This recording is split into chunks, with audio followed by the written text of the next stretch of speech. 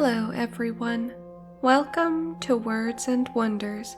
Today I will be reading one of the many stories by H.P. Lovecraft, Facts Concerning the Late Arthur Jermyn and His Family.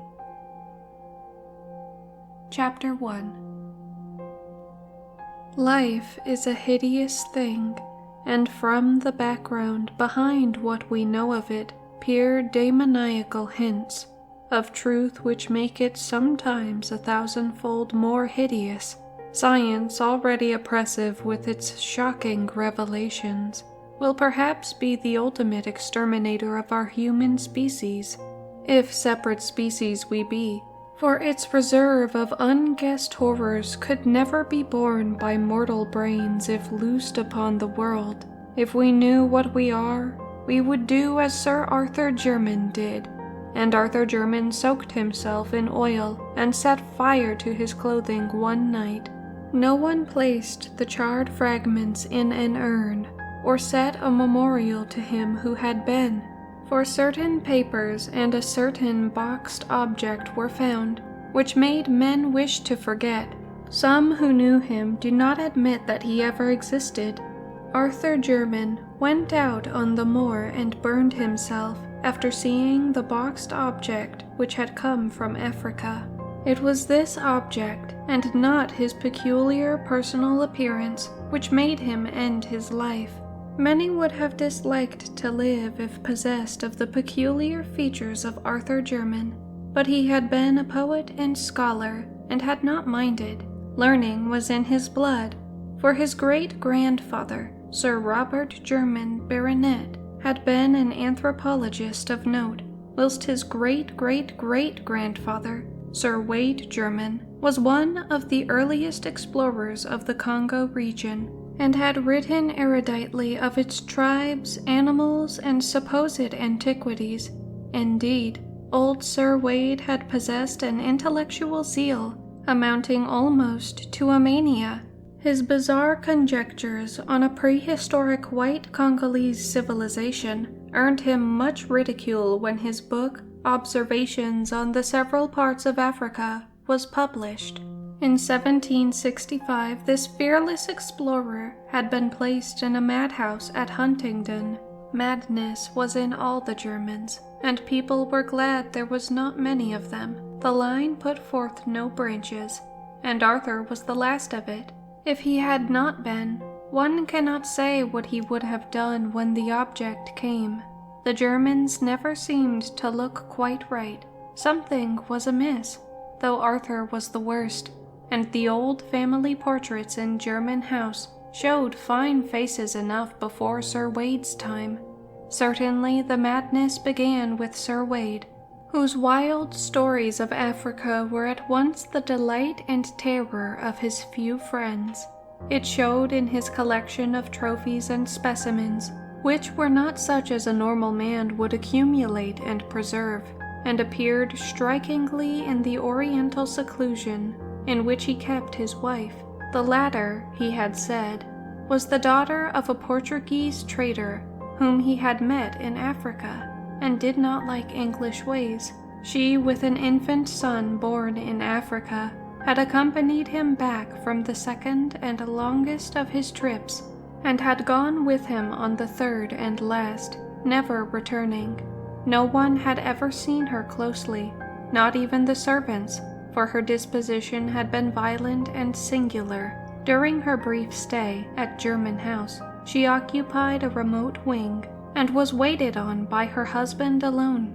Sir Wade was indeed most peculiar in his solicitude for his family, for when he returned to Africa he would permit no one to care for his young son, save a loathsome black woman from Guinea. Upon coming back after the death of Lady Jermyn, he himself assumed complete care of the boy. But it was the talk of Sir Wade, especially when in his cups, which chiefly led his friends to deem him mad. In a rational age like the 18th century, it was unwise for a man of learning to talk about wild sights and strange scenes under a Congo moon, of the gigantic walls and pillars of a forgotten city, crumbling and vine-grown, and of damp, silent stone steps leading interminably down into the darkness of abysmal treasure vaults and inconceivable catacombs.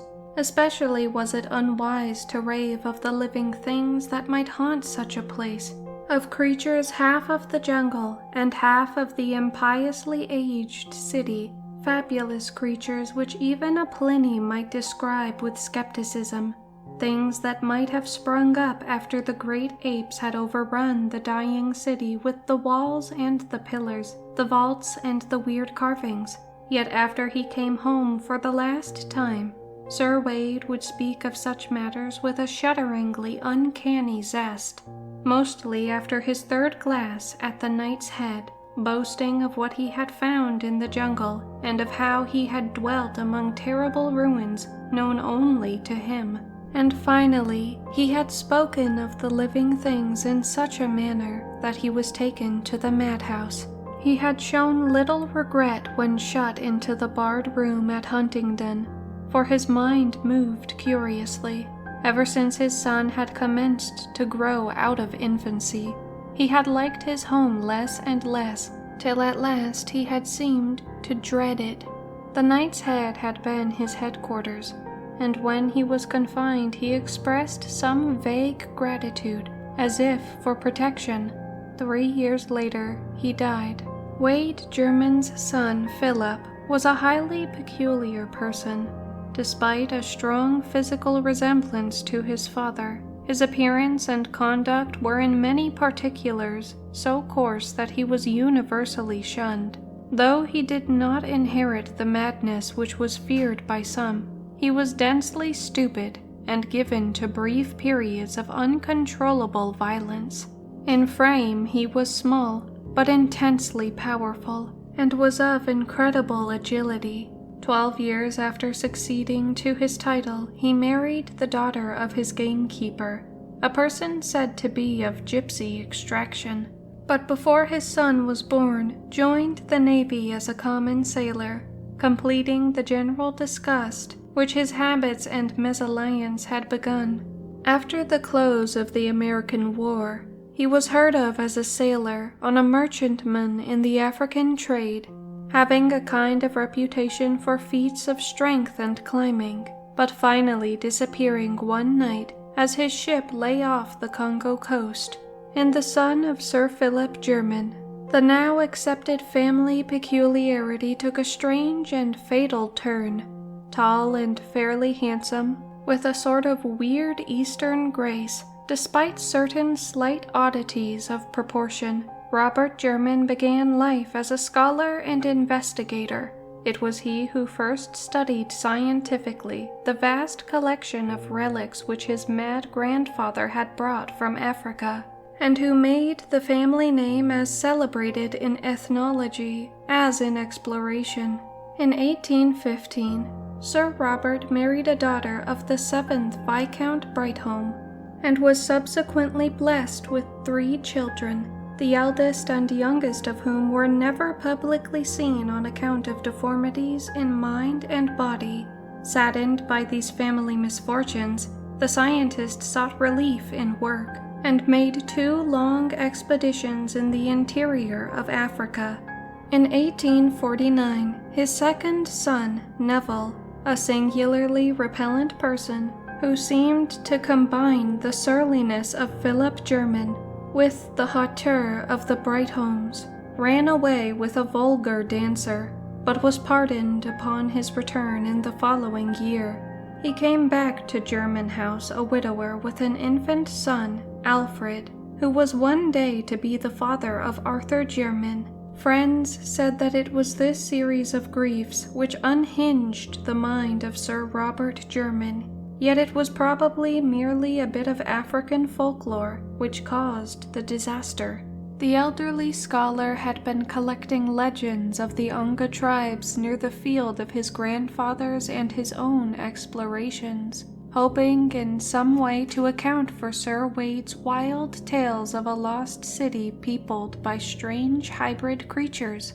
A certain consistency in the strange papers of his ancestor suggested that the madman's imagination might have been stimulated by native myths. On October 19, 1852, the explorer Samuel Seton called at Jermyn House with a manuscript of notes collected among the Yangas, believing that certain legends of a gray city of white apes ruled by a white god might prove valuable to the ethnologist. In his conversation, he probably supplied many additional details, the nature of which will never be known, since a hideous series of tragedies suddenly burst into being. When Sir Robert Jermyn emerged from his library, he left behind the strangled corpse of the explorer, and before he could be restrained, had put an end to all 3 of his children, the 2 who were never seen, and the son who had run away. Neville Jermyn died in the successful defense of his own 2-year-old son, who had apparently been included in the old man's madly murderous scheme. Sir Robert himself, after repeated attempts at suicide, and a stubborn refusal to utter any articulate sound, died of apoplexy in the 2nd year of his confinement. Sir Alfred Jermyn was a baronet before his 4th birthday, but his tastes never matched his title. At 20, he had joined a band of music hall performers, and at 36 had deserted his wife and child to travel with an itinerant American circus. His end was very revolting. Among the animals in the exhibition with which he traveled was a huge bull gorilla of lighter color than the average, a surprisingly tractable beast of much popularity with the performers. With this gorilla, Alfred Jermyn was singularly fascinated, and on many occasions the two would eye each other for long periods through the intervening bars. Eventually, Jermyn asked and obtained permission to train the animal, astonishing audiences and fellow performers alike with his success. One morning in Chicago, as the gorilla and Alfred Jermyn were rehearsing an exceedingly clever boxing match, the former delivered a blow of more than usual force, hurting both the body and dignity of the amateur trainer. Of what followed, members of the greatest show on earth do not like to speak. They did not expect to hear Sir Alfred Jermyn emit a shrill, inhuman scream, or to see him seize his clumsy antagonist with both hands, dash it to the floor of the cage, and bite fiendishly at its hairy throat. The gorilla was off its guard, but not for long, and before anything could be done by the regular trainer, the body which had belonged to a baronet was past recognition. Chapter 2. Arthur Jermyn was the son of Sir Alfred Jermyn, and a music hall singer of unknown origin. When the husband and father deserted his family, the mother took the child to Jermyn House, where there was none left to object to her presence. She was not without notions of what a nobleman's dignity should be, and saw to it that her son received the best education which limited money could provide. The family resources were now sadly slender, and Jermyn House had fallen into woeful disrepair, but young Arthur loved the old edifice and all its contents. He was not like any other Jermyn who had ever lived, for he was a poet and a dreamer. Some of the neighboring families who had heard tales of old Sir Wade Jermyn's unseen Portuguese wife declared that her Latin blood must be showing itself, but most persons merely sneered at his sensitiveness to beauty, attributing it to his music hall mother, who was socially unrecognized. The poetic delicacy of Arthur Jermyn was the more remarkable because of his uncouth personal appearance. Most of the Jermyns had possessed a subtly odd and repellent cast, but Arthur's case was very striking. It is hard to say just what he resembled. but his expression, his facial angle, and the length of his arms gave a thrill of repulsion to those who met him for the first time. It was the mind and character of Arthur Jermyn which atoned for his aspect. Gifted and learned, he took highest honors at Oxford, and seemed likely to redeem the intellectual fame of his family. Though of poetic rather than scientific temperament, he planned to continue the work of his forefathers in African ethnology and antiquities, utilizing the truly wonderful though strange collection of Sir Wade.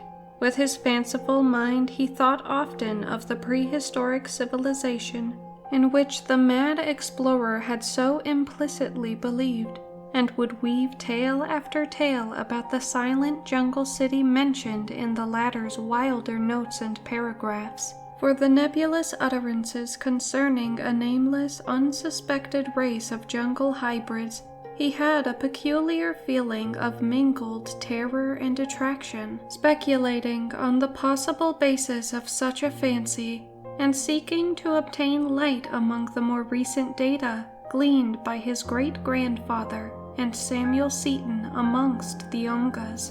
In 1911, after the death of his mother, Sir Arthur Jermyn determined to pursue his investigations to the utmost extent. Selling a portion of his estate to obtain the requisite money, he outfitted an expedition and sailed for the Congo, arranging with the Belgian authorities for a party of guides. He spent a year in the Onga and Kaliri country, finding data beyond the highest of his expectations.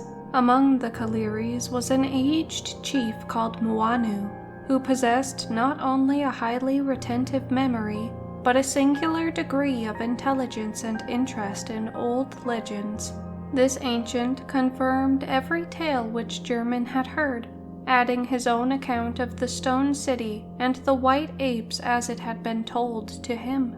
According to Muanu, the gray city and the hybrid creatures were no more, having been annihilated by the warlike Mbangas many years ago.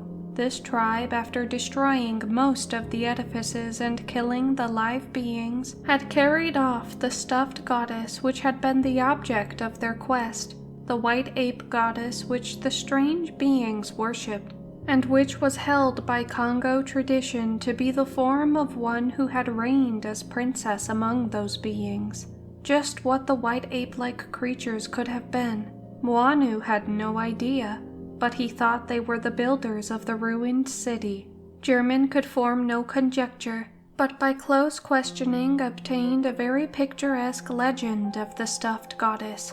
The ape princess, it was said, became the consort of a great white god who had come out of the west.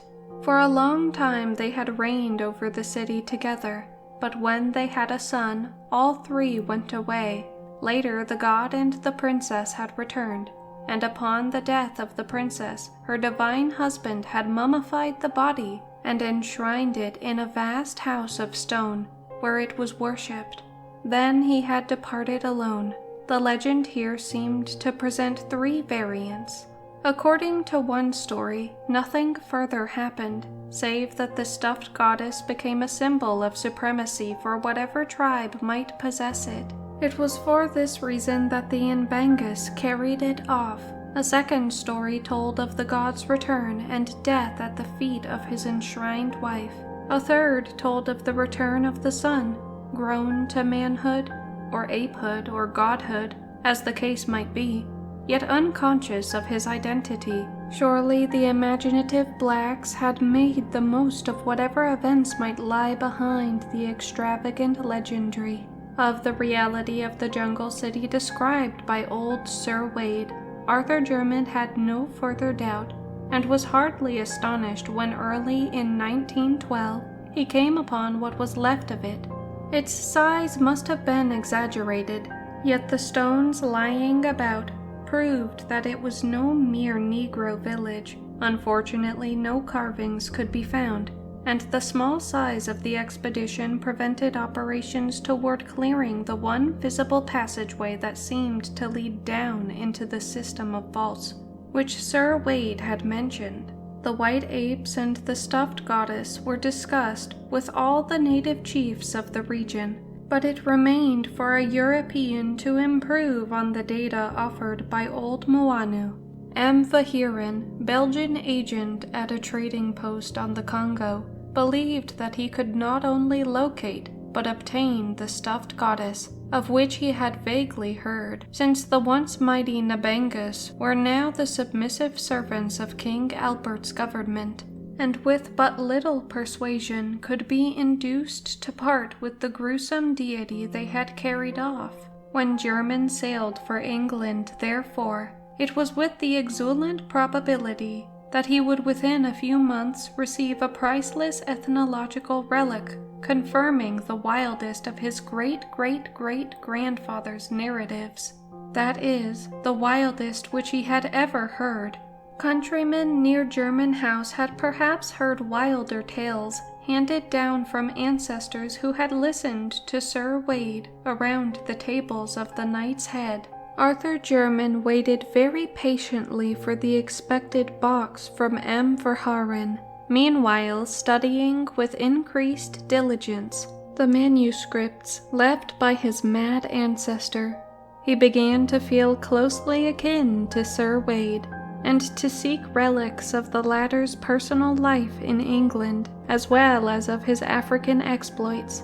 Oral accounts of the mysterious and secluded wife had been numerous, but no tangible relic of her stay at Jermyn House remained. Jermyn wondered what circumstance had prompted or permitted such an effacement, and decided that the husband's insanity was the prime cause.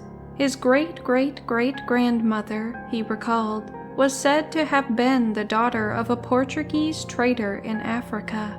No doubt her practical heritage and superficial knowledge of the Dark Continent had caused her to flout Sir Wade's talk of the interior, a thing which such a man would not be likely to forgive. She had died in Africa, perhaps dragged thither by a husband determined to prove what he had told.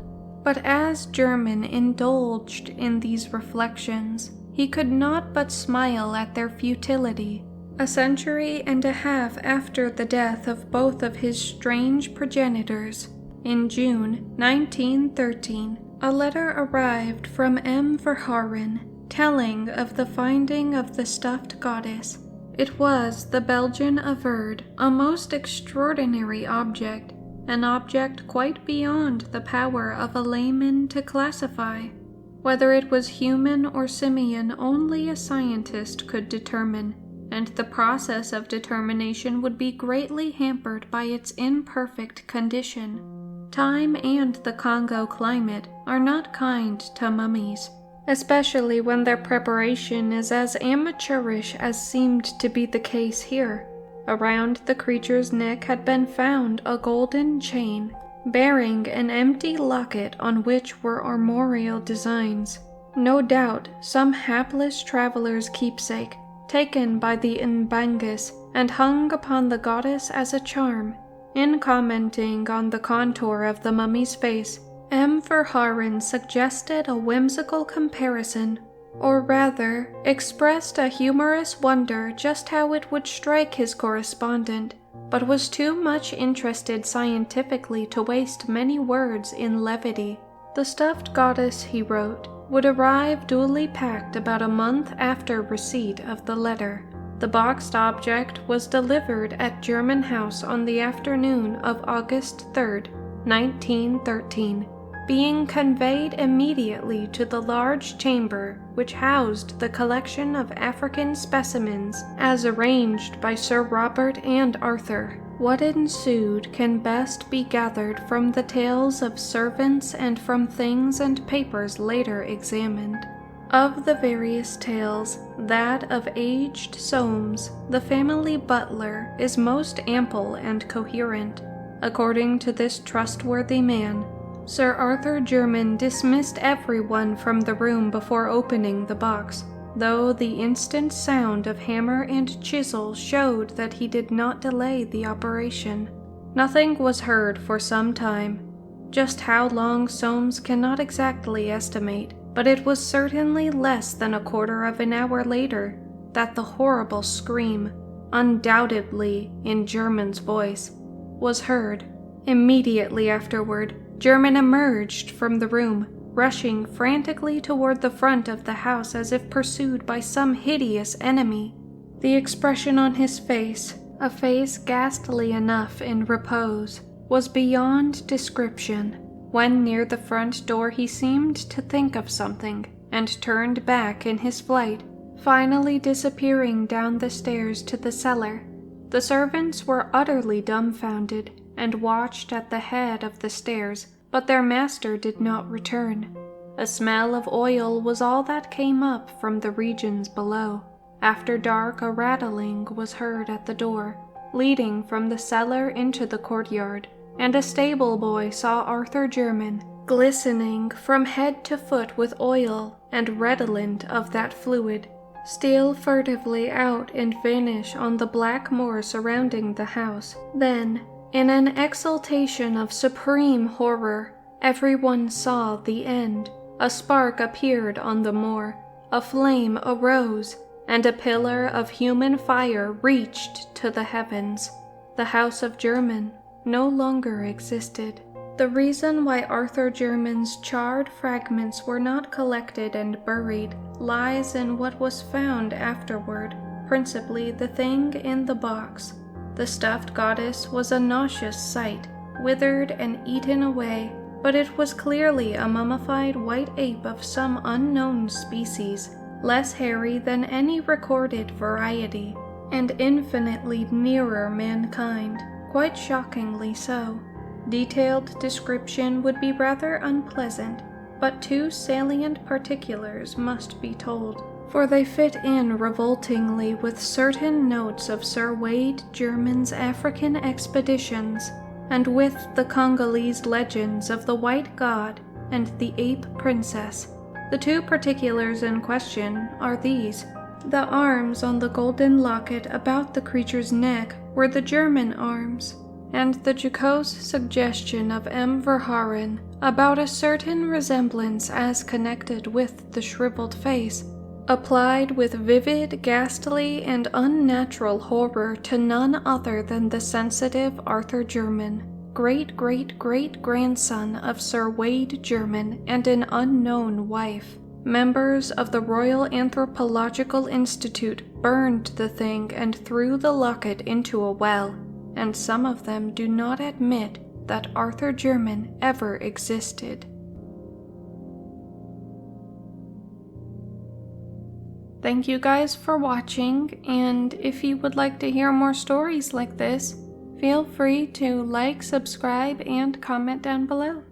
Bye-bye.